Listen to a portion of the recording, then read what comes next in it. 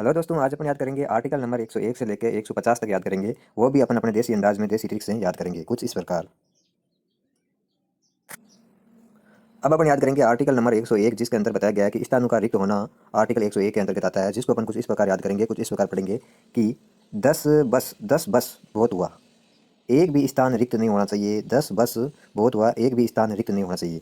तो 10 बस से अपन को याद आएगा 10, 10 बस बहुत हुआ, एक भी स्थान रिक्त नहीं होना चाहिए। तो एक से अपन को एक याद आएगा, एक भी स्थान से एक याद आएगा। इस प्रकार अपन 101 आर्टिकल के अंतर्गत स्थानों का रिक्त होना बताया गया है। कुछ इस प्रकार अपन दोस्तों इसको याद कर सकते हैं कि 10 बस अपन नॉर्मली बोलते हैं दोस्तों 10 बस, 10 बस बहुत हुआ, एक भी स्थान रिक्त नहीं होना चाहिए, एक भी स्थान रिक्त नहीं होना चाहिए। कुछ इस प्रकार अपन इसको याद कर सकते हैं। अब अपन याद करेंगे आर्टिकल 105 जिसके अंदर बताया गया है कि संसद के सदनों और सदनों तथा उनके सदस्यों और समितियों की शक्तियां तथा विशेष अधिकार की बात की गई है। जो आर्टिकल 105 के अंतर्गत है कि संसद के सदनों और उन सदनों के सदस्यों और जो समितियां हैं उनको जो विशेष अधिकार दिए गए हैं, शक्तियां दी गई है, उनकी बात की गई है आर्टिकल 105 के अंतर्गत। तो इसको अपन कुछ इस प्रकार याद करेंगे कि संसद के दोनों सदन और समितियां और उनके सदस्य वे कह रहे हैं कि 10 बस बहुत हुआ, हमें विशेष अधिकार दो, हमें शक्ति दो, नहीं तो हम पंच मारेंगे, नहीं तो हम पंच मारेंगे। कि भाई सदन के सदस्य, सदन के जो समितियां हैं वे लोग कह रहे हैं कि हमें 10 बस बहुत हुआ, 10 बस बहुत हुआ, हमें विशेष अधिकार दो, हमें शक्तियां दो, नहीं तो हम पंच मारेंगे, पंच मारेंगे। तो 10 बस से अपन को 10 याद आएगा और पंच मारेंगे से अपन को 5 याद आएगा। इस प्रकार अपन का आर्टिकल 105 बनेगा, जिसके अंतर्गत संसद के सदनों की तथा उनके सदस्यों की तथा समितियों के विशेष अधिकार तथा शक्तियों की बात की गई है। कुछ इस प्रकार दोस्तों अपन इसको याद कर सकते हैं। याद करेंगे आर्टिकल 106 जिसमें कहा गया है कि संसद के जितने भी सदस्य हैं उनके वेतन और भत्ते की बात की गई है। तो इसको अपन कुछ इस प्रकार याद करेंगे कि संसद के जो सदस्य हैं उन्होंने कहा कि 10 बस बहुत हुआ, 10 बस बहुत हुआ, हमें हमारा अच्छे से वेतन और भत्ते दे दो, हमें हमारा अच्छे से वेतन और भत्ते दे दो। तो अच्छे से बनेगा 6 और 10 बस बहुत हुआ से बनेगा 10, 10 बस से बनेगा 10। कि संसद के सदस्य कहते हैं कि 10 बस बहुत हुआ, 10 बस बहुत हुआ, हमें हमारा वेतन और भत्ते अच्छे से दे दो, अच्छे से दे दो। तो अच्छे से अपन के 6 बनेगा। इस प्रकार आर्टिकल 106 के अंतर्गत संसद के सदस्यों के वेतन और भत्ते की बात की गई है। कुछ इस प्रकार दोस्तों अपन इसको याद कर सकते हैं। अब अपन याद करेंगे अनुच्छेद 108 जिसके अंतर्गत संसद के दोनों सदनों में संयुक्त बैठक की बात की गई है। कुल मिलाकर जो संयुक्त बैठक है वह आर्टिकल 108 के अंतर्गत है। तो इसको अपन कुछ इस प्रकार याद करेंगे कि संसद के दोनों सदन बोल रहे हैं कि 10 बस बहुत हुआ, 10 बस बहुत हुआ, अब हम ठाठ से बैठ के संयुक्त बैठक करेंगे, अब हम ठाठ से संयुक्त बैठक करेंगे। संसद के दोनों सदस्य बोल रहे हैं कि 10 बस बहुत हुआ, 10 बस बहुत हुआ, अब हम ठाठ से संयुक्त बैठक बुलाएंगे, ठाठ से संयुक्त बैठक करेंगे। ठाठ से अपन को याद आएगा 8 8 8 8। कुछ इस प्रकार दोस्तों अपन इसको याद कर सकते हैं। अब अपन याद करेंगे दोस्तों आर्टिकल 109 जिसके अंतर्गत कहा गया है कि धन विधेयक के संबंध में विशेष प्रक्रिया की बात की गई है। तो अपन इसको कुछ इस प्रकार याद करेंगे कि 10 में से 9 लोगों ने कहा कि हमें धन विधेयक के संबंध में विशेष प्रक्रिया चाहिए।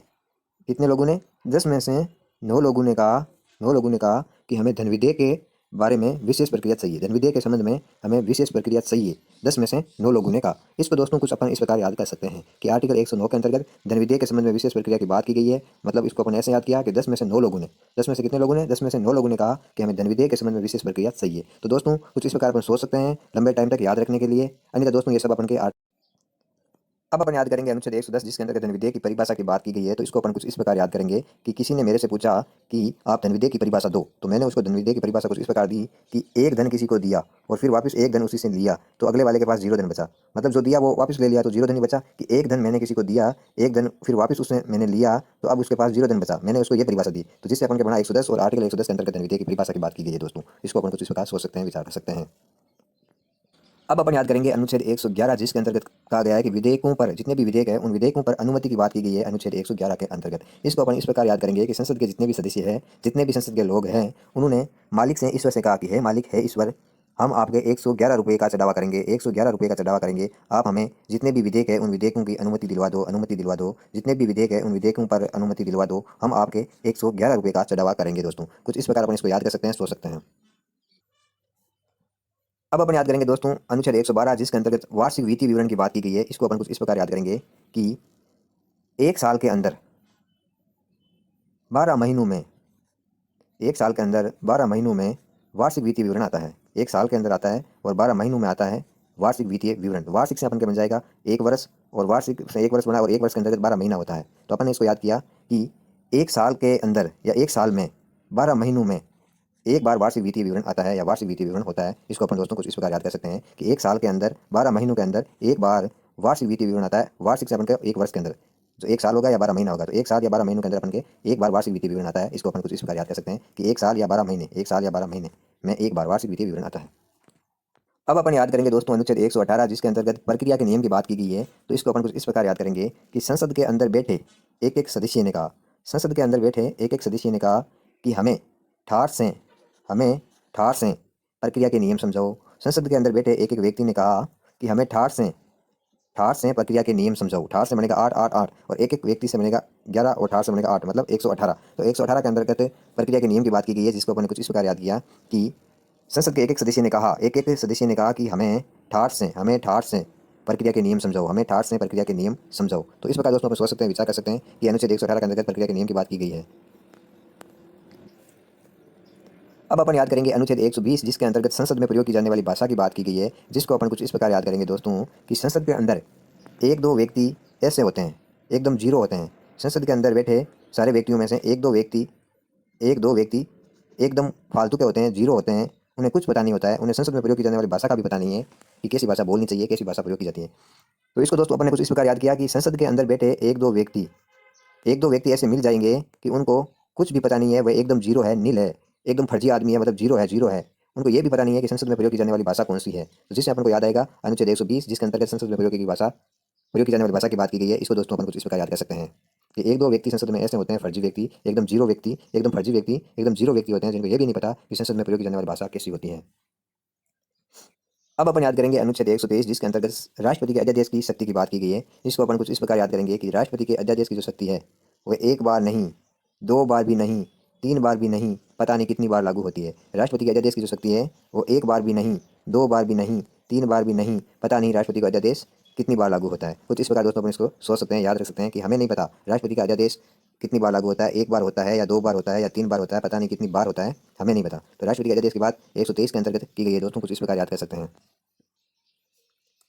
अब अपन याद करेंगे अनुच्छेद 124 जिसके अंतर्गत उच्चतम न्यायालय की स्थापना और गठन की बात की गई है। इसको अपन कुछ इस प्रकार याद करेंगे कि उच्चतम न्यायालय एक ही है, उच्चतम न्यायालय एक ही होता है राज्य के अंदर, और उसकी स्थापना या गठन अपनी चॉइस से होना चाहिए। उच्चतम न्यायालय एक ही होता है और उसकी स्थापना या गठन अपनी चॉइस से होना चाहिए, अपनी चॉइस से होना चाहिए। तो चॉइस से बनेगा 24 और एक ही तो होता है, एक बनेगा, तो 124 के अंतर्गत उच्चतम न्यायालय की स्थापना और गठन की बात की गई है कि उच्चतम न्यायालय एक ही होता है और उसके गठन और उसकी स्थापना अपनी चॉइस से होना चाहिए, चॉइस से होना चाहिए। तो चॉइस से बनेगा 24 24 24, तो 124 के अंतर्गत उच्चतम न्यायालय की स्थापना और गठन की बात की गई है दोस्तों। कुछ इस प्रकार अपन इसको याद कर सकते हैं।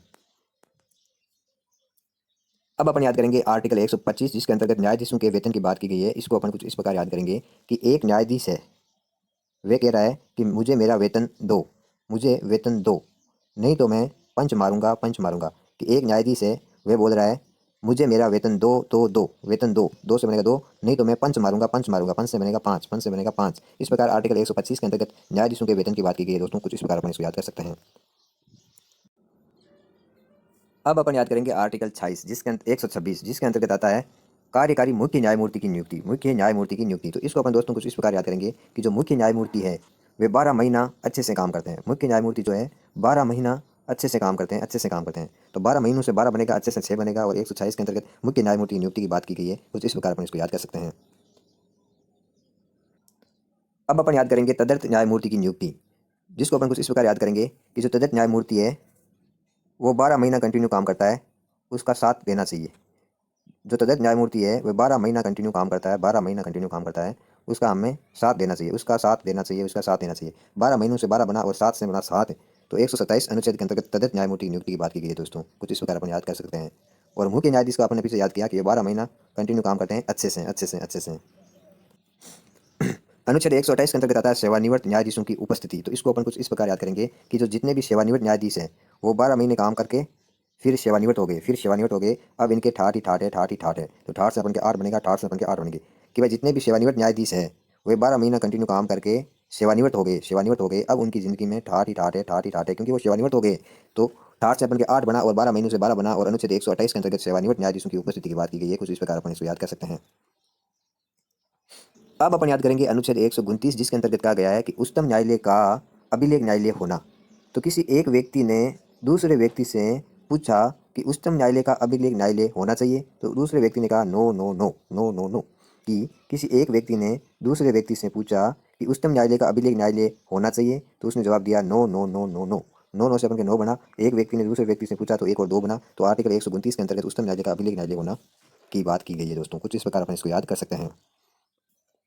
अब अपन याद करेंगे आर्टिकल 130 जिसके अंतर्गत कहा गया है कि उच्चतम न्यायालय का स्थान की बात की गई है। इसको अपन कुछ इस प्रकार याद करेंगे कि जो उच्चतम न्यायालय होता है ना, वो बहुत पावरफुल होता है। उसके पास स्थान जो है 1 से लेके 30 तक के सारे स्थान है। उच्चतम न्यायालय के पास 1 से लेके 30 तक के सारे स्थान है। तो इससे अपन के बनेगा 130 और 130 आर्टिकल के अंतर्गत उच्चतम न्यायालय के स्थान की बात की गई है कि भाई उच्चतम न्यायालय जो है उसके पास 1 से लेके 30 तक के सारे स्थान है। 1 से लेके 30 तक के सारे स्थान है। तो 130 से अपन को याद आएगा आर्टिकल 130 और जिसके अंतर्गत उच्चतम न्यायालय की बात की गई, उच्चतम न्यायालय के स्थान की बात की गई है दोस्तों। कुछ इस प्रकार अपन इसको याद कर सकते हैं। अब अपन याद करेंगे अनुच्छेद 131 जिसमें कहा गया है कि उच्चतम न्यायालय की आरंभिक अधिकारिता, जो उच्चतम न्यायालय है उसकी आरंभिक जो अधिकारिता है उसकी बात आर्टिकल 131 के अंतर्गत की गई है। इसको अपन कुछ इस प्रकार याद करेंगे कि उच्चतम न्यायालय के पास 1 महीना या 31 दिन तक, उच्चतम न्यायालय के पास 1 महीना या 31 दिन तक उसकी आरंभिक अधिकारिता है। उसकी आरंभिक अधिकारिता है 1 महीने से लेके 31 दिन तक उच्चतम न्यायालय के पास उच्चतम न्यायालय की आरंभिक अधिकारिता है। 1 महीना या 31 दिन तक उच्चतम जो न्यायालय है उसके पास उसकी आरंभिक अधिकारिता है। तो इसको दोस्तों अपन कुछ इस प्रकार याद कर सकते हैं। तो आर्टिकल 131 के अंतर्गत उच्चतम न्यायालय की आरंभिक अधिकारिता आती है, जिसको अपन ने कुछ इस प्रकार याद किया कि जो उच्चतम न्यायालय है उसके पास 1 महीना 31 दिन 1 महीना या 31 दिन तक की उसके पास आरंभिक अधिकारिता है। उसकी खुद की आरंभिक अधिकारिता है। दोस्तों कुछ इस प्रकार अपन सोच सकते हैं। अब अपन याद करेंगे अनुच्छेद 137 जिसके अंतर्गत निर्णय एवं आदेशों का पुनर्विलोकन की बात की गई है। इसको अपन कुछ इस प्रकार याद करेंगे कि किसी ने किसी से कहा कि तेरे मेरे तेरे मेरे से तेरा बना, तेरे मेरे से तेरा बना, कि तेरे मेरे जो निर्णय हैं, तेरे मेरे जो आदेश हैं, उन आदेशों का साथ में पुनर्विलोकन होना चाहिए, पुनर्विलोकन होना चाहिए। तो अनुच्छेद 137 के अंतर्गत निर्णय एवं आदेशों का पुनर्विलोकन की बात की गई है। इसको अपन ने कुछ इस प्रकार याद किया कि तेरे मेरे से दोस्तों तेरा बना, कि तेरे मेरे जो निर्णय हैं, तेरे मेरे जो आदेश हैं, उनका पुनर्विलोकन होना चाहिए, वो भी साथ में, जिससे अपन का 137 बनेगा। दोस्तों इसको अपन ने कुछ इस प्रकार याद किया। अब अपन याद करेंगे अनुच्छेद 143 जिसके अंतर्गत उच्चतम न्यायालय से परामर्श करने की राष्ट्रपति की शक्ति है। तो इसको अपन कुछ इस प्रकार याद करेंगे कि ये जो राष्ट्रपति जी है वह उच्चतम न्यायालय को कहते हैं यू आई लव यू, कि जो राष्ट्रपति जी है वह उच्चतम न्यायालय से परामर्श करने के लिए उच्चतम न्यायालय को कहते हैं आई लव यू। तो आई में 1 अल्फाबेट है तो 1 बना, लव में 4 अल्फाबेट है तो 4 बना, और यू में 3 अल्फाबेट है तो 3 बना, जिससे अपन का 143 बनेगा। और इसके अंतर्गत उच्चतम न्यायालय से परामर्श करने की राष्ट्रपति की शक्ति की बात की गई है, जिसको अपन ने कुछ इस प्रकार याद किया कि राष्ट्रपति जी ने उच्चतम न्यायालय से परामर्श करने के लिए उच्चतम न्यायालय को कहा कि I love you, I love you. I में 1 अल्फाबेट, लव में 4 अल्फाबेट, यू में 3 अल्फाबेट, जिससे अपन का 143 बनेगा दोस्तों। कुछ इस प्रकार अपन याद इसको कर सकते हैं दोस्तों। याद करेंगे दोस्तों आर्टिकल 144 जिसके अंतर्गत सिविल एवं जो न्यायिक पदाधिकारी है उनके द्वारा उच्चतम न्यायालय की सहायता की बात की गई है। इसको अपन कुछ इस प्रकार याद करेंगे कि जितने भी सिविल पदाधिकारी है वे चारों दिशाओं से, और जितने भी न्यायिक पदाधिकारी है वो भी चारों दिशाओं से एक उच्चतम न्यायालय की सहायता करेंगे कि भाई जितने भी सिविल पदाधिकारी है वे चारों दिशाओं से, और जितने भी न्यायिक पदाधिकारी है वो भी चारों दिशाओं से, और एक उच्चतम न्यायालय की सहायता करेंगे, जिससे अपन को बनेगा 144। तो 144 के अंतर्गत सिविल एवं न्यायिक पदाधिकारियों के द्वारा उच्चतम न्यायालय की सहायता की बात की गई है कि जितने भी सिविल और जितने भी न्यायिक पदाधिकारी है वे उच्चतम न्यायालय की सहायता करेंगे आर्टिकल 144 के तहत, जिसको अपन ने कुछ इस प्रकार याद किया कि जितने भी सिविल पदाधिकारी है वो चारों दिशाओं से, और जितने भी न्यायिक पदाधिकारी है वो चारों दिशाओं से एक उच्चतम न्यायालय से अपन का एक बना, एक उच्चतम न्यायालय की सहायता करेंगे, जिससे अपन का 144 बनेगा। इसको दोस्तों अपन कुछ इस प्रकार याद कर सकते हैं। अब अपन याद करेंगे भारत का नियंत्रक एवं महालेखा परीक्षक जो अनुच्छेद 148 के अंतर्गत आता है, जिसको अपन कुछ इस प्रकार याद करेंगे कि सारे लोग जो है वे भारत के नियंत्रक एवं महालेखा परीक्षक को कहते हैं कि आई लव। सारे लोग उच्चतम नियंत्रक एवं महालेखा परीक्षक को कहते हैं कि आई लव ठाट से आई लव ठाट से। तो आई में 1 अल्फाबेट, लव में 4 अल्फाबेट, ठाट से अपन के बना 8, ये सारे लोग भारत के नियंत्रक एवं महालेखा परीक्षक से बोलते हैं आई लव ठाट से आई लव ठाट से। हम सब आपसे लव करते हैं, वो भी ठाट से आई लव ठाट से। तो आई में 1 अल्फाबेट, लव में 4 अल्फाबेट, ठाट से बना 8। तो 148 के अंतर्गत भारत नियंत्रक एवं महालेखा परीक्षक है दोस्तों। कुछ इस प्रकार अपन इसको याद कर सकते हैं। अनुच्छेद 149 के तहत आता है नियंत्रक एवं महालेखा परीक्षक के कर्तव्यों तथा शक्तियों की बात की गई है। इसको अपन कुछ इस प्रकार याद करेंगे कि सारे लोगों ने कहा, किसने कहा? नियंत्रक एवं महालेखा परीक्षक से, कि आई लव न करेंगे, आपसे आई लव न करेंगे अगर आपने अपनी कर्तव्यों और शक्तियों का दुरुपयोग किया। भाई सारे लोगों ने नियंत्रक एवं महालेखा परीक्षक से कहा कि हम सब आपसे आई लव न करेंगे, न करेंगे से न हो जाएगा, अगर आपने कर्तव्यों और शक्तियों का दुरुपयोग किया, अगर आपने कर्तव्यों और शक्तियों का दुरुपयोग किया तो हम सारे लोग आपसे आई लव नहीं करेंगे, आई लव नहीं करेंगे। तो आई में 1 अल्फाबेट, लव में 4 अल्फाबेट, नहीं करेंगे से नो बनेगा। और 149 के अंतर्गत नियंत्रक एवं मालविका परिषद के कर्तव्यों और शक्तियों की बात की गई है कि सारे लोगों ने नियंत्रक एवं मालविका परिषद को कहा कि हम सब आई लव नहीं करेंगे आपसे, आई लव नहीं करेंगे आपसे अगर आपने अपने कर्तव्यों और शक्तियों का दुरुपयोग किया तो। कुछ इस प्रकार दोस्तों अपन इसको याद कर सकते हैं। तो अब अपन याद करेंगे अनुच्छेद 150, जिसको अपन कुछ इस प्रकार याद करेंगे कि किसी ने किसी से कहा कि संघ और राज्यों के लेखन का प्रारूप दो हमें, संघ और राज्यों के जो भी लेखन है उनका प्रारूप दो हमें। तो सामने से जवाब आया कि एक पंच मारेंगे, एक पंच मारेंगे और जीरो बना देंगे आपको अगर आपने हमसे संघ और राज्यों के लेखन का प्रारूप मांगा तो। अगर आपने हमसे संघ एवं राज्यों के लेखन का प्रारूप मांगा तो हम आपको एक पंच मारेंगे, एक पंच मारेंगे और जीरो बना देंगे, शून्य बना देंगे अगर आपने संघ एवं राज्यों के लेखन का प्रारूप मांगा तो एक और पंच से बनेगा 1 और 5 और शून्य बना देंगे से बनेगा शून्य कि एक पंच मार के शून्य बना देंगे अगर आपने संघ के राज्यों के लेखन का प्रारूप हमसे मांगा तो। इस प्रकार अपन का अनुच्छेद 150 बना जिसके अंतर्गत संघ एवं राज्यों के लेखन का प्रारूप आता है दोस्तों। कुछ इस प्रकार अपन इसको याद कर सकते हैं दोस्तों। अब अपन एक देते हैं टेस्ट की अपनी जो ट्रिक है कितनी काम आती है। तो सदस्यों के वेतन और भत्ते की बात कौन से आर्टिकल में आती है, तो इसको अपने दोस्तों कुछ इस प्रकार याद किया था कि संसद के सदस्यों ने कहा कि 10 बस बहुत हुआ, 10 बस बहुत हुआ, हमें हमारा वेतन और भत्ते दो अच्छे से, हमें हमारा वेतन और भत्ते अच्छे से दो, 10 बस बहुत हुआ, जिससे अपन के बना अनुच्छेद 106। तो आर्टिकल 106 के अंतर्गत सदस्यों के वेतन और भत्ते की बात की गई है दोस्तों। कुछ इस प्रकार अपन ने इसको याद किया था। विधेयकों पर अनुमति की बात जो है कौन से आर्टिकल के अंतर्गत की गई है, तो दोस्तों इसको अपन ने कुछ इस प्रकार याद किया था कि संसद के सदस्यों ने ईश्वर से कहा कि हम आपके 111 रुपये का चढ़ावा करेंगे, आप जितने भी विधेयक है उनकी अनुमति दिलवा दो, आप जितने भी विधेयक है उनकी अनुमति दिलवा दो। तो 111 से आर्टिकल 111 बना जिसको अपन ने कुछ इस प्रकार याद किया दोस्तों। धन विधेयक की परिभाषा की बात किस आर्टिकल के अंतर्गत है, तो इसको अपन ने कुछ इस प्रकार याद किया था दोस्तों कि एक धन दिया, एक धन वापस लिया, तो अगले वाले के पास 0 धन बचा, मतलब 110 के अंतर्गत धन विधेयक की परिभाषा है दोस्तों। इसको अपन ने कुछ इस प्रकार याद किया था आर्टिकल 110 के अंतर्गत। संयुक्त बैठक की बात कौन सा आर्टिकल के अंतर्गत है, तो दोस्तों इसको अपन ने कुछ इस प्रकार याद किया था कि संसद के दोनों सदनों ने कहा कि 10 बस बहुत हुआ, 10 बस बहुत हुआ, अब हम संयुक्त बैठक बुलाएंगे ठाठ से, ठाठ से, ठाठ से। 10 बस बहुत हुआ, अब हम संयुक्त बैठक बुलाएंगे ठाठ से, ठाठ से। तो ठाठ से अपन के बना आर आर आर और आर्टिकल 108 के अंतर्गत संयुक्त बैठक की बात की गई है दोस्तों। इसको अपन कुछ इस प्रकार याद कर सकते हैं। उच्चतम न्यायालय के स्थान की बात दोस्तों किस आर्टिकल के अंतर्गत की गई है, इसको अपन ने कुछ इस प्रकार याद किया था कि उच्चतम न्यायालय का स्थान 1 से लेकर 30 तक है, उच्चतम न्यायालय का स्थान 1 से लेकर 30 तक उच्चतम न्यायालय का ही स्थान है। इसको अपने दोस्तों कुछ इस प्रकार याद किया था कि भाई उच्चतम न्यायालय का स्थान 1 से लेकर 30 तक है। तो इससे अपन के बना आर्टिकल 130। इसको दोस्तों अपन ने कुछ इस प्रकार याद किया था। उच्चतम न्यायालय की स्थापना और गठन की बात किस आर्टिकल के अंतर्गत है, इसको अपने दोस्तों कुछ इस प्रकार याद किया था कि जो उच्चतम न्यायालय है वो एक है और उसकी स्थापना और गठन अपनी चॉइस से होना चाहिए, अपनी चॉइस से होना चाहिए। चॉइस से अपन के 24 बना और 124 के अंतर्गत उच्चतम न्यायालय की स्थापना और गठन की बात की गई है। इसको अपने दोस्तों कुछ इस प्रकार याद किया था। भारत के नियंत्रक एवं महालेखा परिषद की बात किस आर्टिकल के अंतर्गत है, तो दोस्तों इसको अपन ने कुछ इस प्रकार याद किया था कि सारे लोगों ने भारत के नियंत्रक एवं महालेखा परीक्षक से कहा कि हम सब आई लव करते हैं, आई लव करते हैं आपसे ठाठ से, हम सब आई लव करते हैं ठाठ से।